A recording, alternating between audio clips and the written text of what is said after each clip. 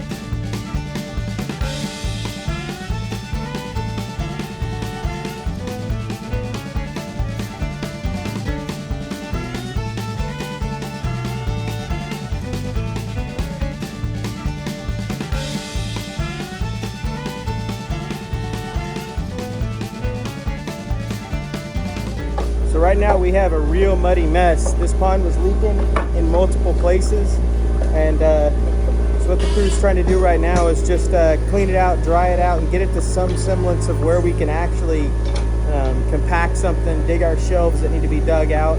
It's kind of a reverse dig. Normally we dig from the top and we dig down the whole pond from edge to edge to a certain level, and then drop down from there, go into the interior. This one, well, it's so muddy you can barely stand here, but this is where the skimmer was. We're gonna put the skimmer about right here.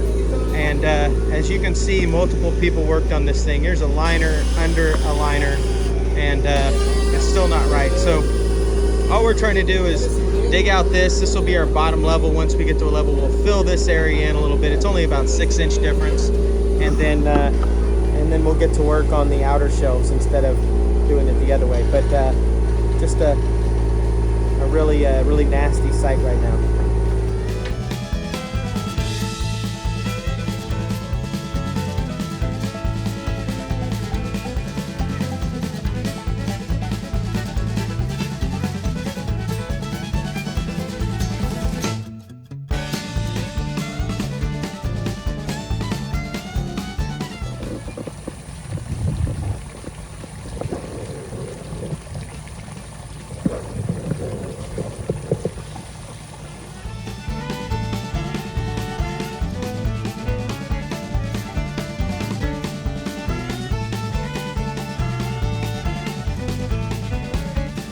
All right, guys, we've taken this pond from really muddy and leaking and just the worst of the worst, green water, everything you can imagine.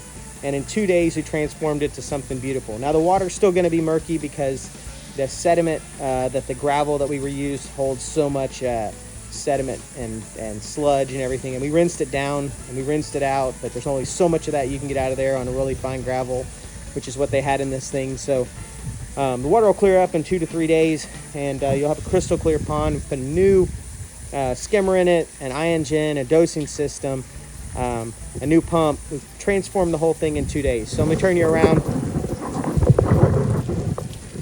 So this is what we have. So we've taken, this is now an 11 by 16 pond, and it was just a bowl. It wasn't very big. It probably started about here, and it was about like this. There's a super long stream that goes up, which I'll show you in a minute. And the problem with this is the stream holds so much water. There's a calculation base for your stream, and the linear footage of your stream, you have so much water that stream holds. So the water's pumped from here all the way back up there. And if the water goes up that far, then it has to return back down to the stream. You're losing water from this pond. So you could technically pump yourself dry to the skimmer before the water actually makes it back down here. So it's important we had a large enough pond that the skimmer could hold itself or maintain level while the water is coming down if the power goes out or if they turn it off for any reason. So this is what we've got. We actually have a fish cave under here. It's not a big fish cave, but it's a fish cave. It'll protect the fish if hawks or birds or raccoons or anything come after the fish. Always gives them a place to hang out where it's a little shaded too. So, but this is it. So that's it. That's a 2-day rehab.